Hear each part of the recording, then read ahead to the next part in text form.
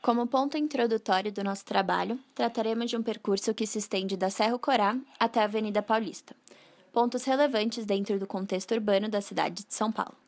Essa zona de destaque está trabalhada minuciosamente para melhor conhecimento e profundo entendimento. Em 20 anos, a cidade de São Paulo passou por inúmeras mudanças que influenciaram seu crescimento, em escala geométrica, a partir de 1870. Hoje, esse crescimento deixa de ser crescente pelo alto custo de vida, inserção das mulheres no mercado de trabalho e avanços da medicina com a introdução de métodos contraceptivos dentro da sociedade, por exemplo. Desde sua formação como centro urbano, diferente das outras cidades, São Paulo optou, através das elites cafeeiras, administrar seus negócios em seu próprio território, trazendo, consequentemente, mudanças significativas na sociedade paulista, que a retificaram como um centro comercial e financeiro circundado de uma periferia aristocrática, operária ou industrial. A região estudada é denominada Espigão Central. Segundo Aziz Absaber, é uma plataforma interfluvial, o que significa ser o divisor de águas entre as bacias dos rios Tietê e Pinheiros. As águas desta área vertem ao norte para o rio Tietê e ao sul para o rio Pinheiros.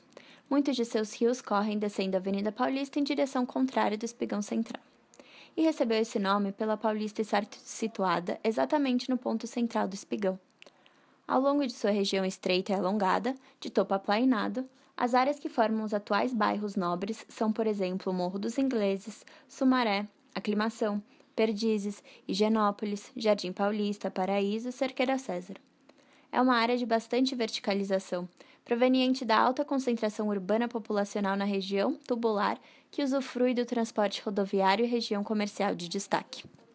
Além de aspectos positivos, existem inúmeras críticas à necessidade de infiltração e retenção das águas pluviais, além da grande falta e importância da arborização das vias e quadras em função do precário índice de permeabilidade do solo, em função do enorme uso de asfalto e presença de formações sedimentares.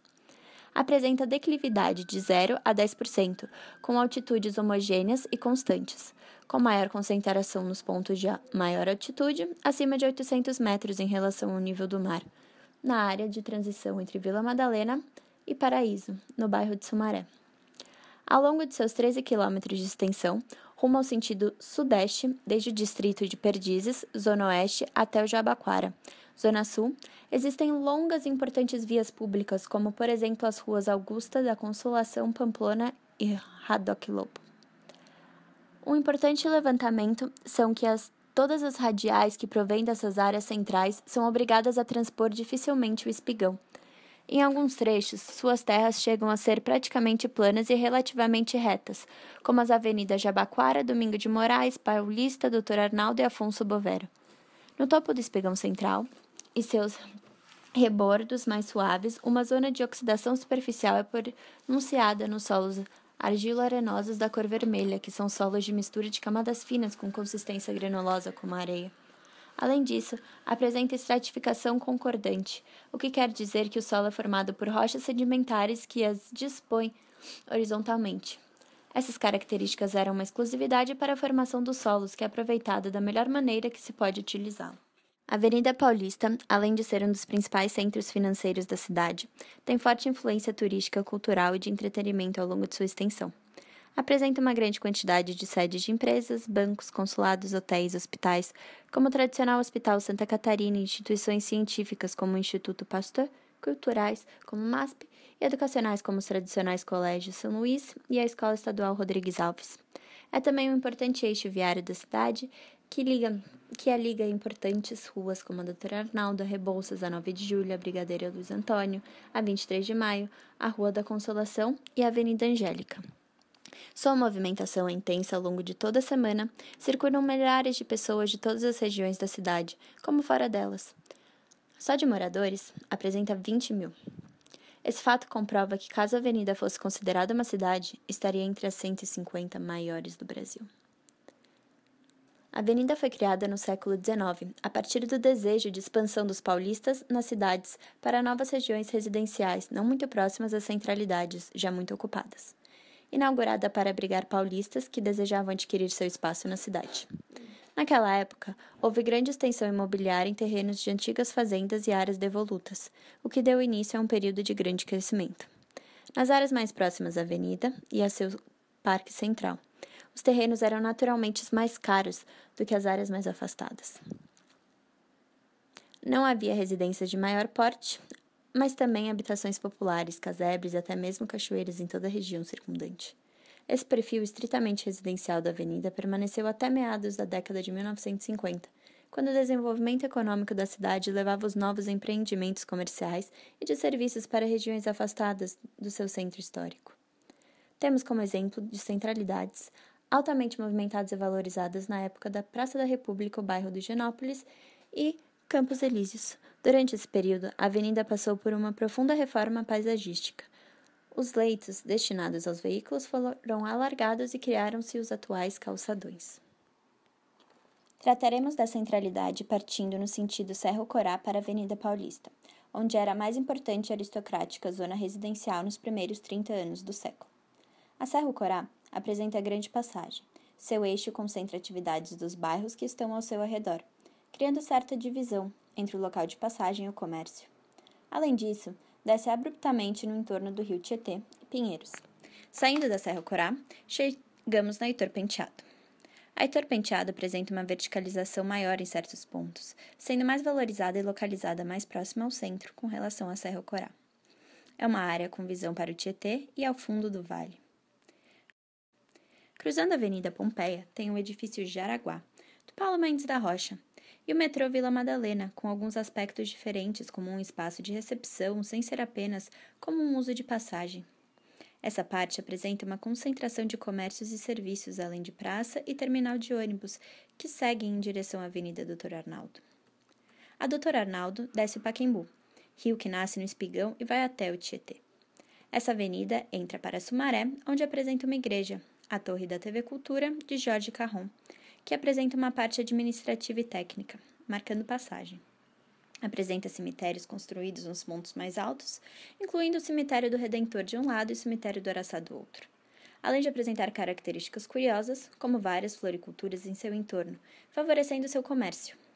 Há também um conjunto de hospitais que incluem o Hospital de Doenças Tropicais, considerado um dos maiores do mundo, o Centro de Cardiologia para pessoas com câncer, o ambulatório da década de 70 e 80, o Hospital de Traumatologia, típico dos anos 50, a Escola de Enfermagem, dos anos 60, a Faculdade de Medicina, que sofreu intervenção arquitetônica por ser antiga, o Hospital da Mulher e, no topo, o Instituto Emílio Ribas, que desce para a Avenida Paulista pela pista do subsolo.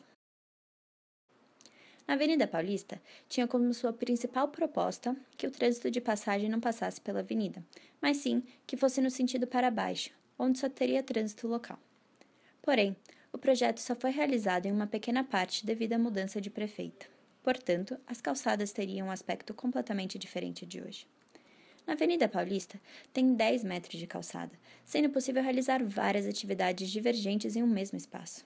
É possível visitar museus e centros culturais, encontrar um parque em meio a grandes arranha-céus, conferir lançamentos em livrarias, curtir seus diversos bares, aproveitar a noite em casas noturnas, fazer compras no Shopping 73, Pátio Paulista e Cidade de São Paulo, além das diversas lojas espalhadas ao longo da avenida. Assistir a espetáculos teatrais nos teatros Gazeta e Renascença, localizados respectivamente no Trianon e na Consolação. Sessões de cinema na Reserva Cultural do Prédio da Gazeta, Espaço Itaú de Cinema na Rua Augusta e o Cinema Belas Artes, um dos cinemas mais antigos de São Paulo. Em sua área, se localiza a Praça do Ciclista, um espaço localizado no canteiro central da Avenida Paulista, entre as ruas Bela Sintra e Consolação. Há o Conjunto Nacional, um prédio baixo com brises horizontais no estilo de marquise que abrange o quadrilátero da Avenida Paulista, entre as ruas Padre João Manuel e Augusta. É um complexo que abriga a área comercial, com variado tipo de lojas como a Livraria Cultura, a sede da rede Jovem Pan de rádios, cinemas e pontos de alimentação, assim como um prédio residencial. A Casa das Rosas é um centro cultural dedicado à poesia, cujo projeto arquitetônico foi elaborado por Ramos de Azevedo, com data de 1928. Por outro lado, está o Banco Safra, com bonitos pisos de pedra e granito que tem forte influência de Burle Marx. O Colégio São Luís também acaba sendo um expressivo edifício. Tem o Banco da Espanha e a Casa Parque Mário Cavos. Próximo a Frei Caneca, tem o prédio do Itaú de Rino Levi, com um mural de Burle Marx. O Itaú Cultural tem uma ampla programação de exposições que visam o cenário artístico e intelectual brasileiro, além de apresentar uma diversificada mediateca que registra a evolução artística do país. E depois desse, tem o conjunto da Caixa Econômica, com um espaço de pedestres que convivem ao meio de 2 pátios. O Museu de Arte de São Paulo, o famoso MASP, tem um acervo fixo e conta com exposições itinerantes de diversos artistas do mundo. Aos domingos, o Vão Livre recebe uma grande feira de artesanato. Ao longo da Avenida Paulista ocorrem muitas feirinhas. Na Praça Marechal Cordeiro de Farias, no final da avenida, há uma escultura que segue uma sequência tridimensional que explora o espaço, permitindo a passagem do público por entre os arcos.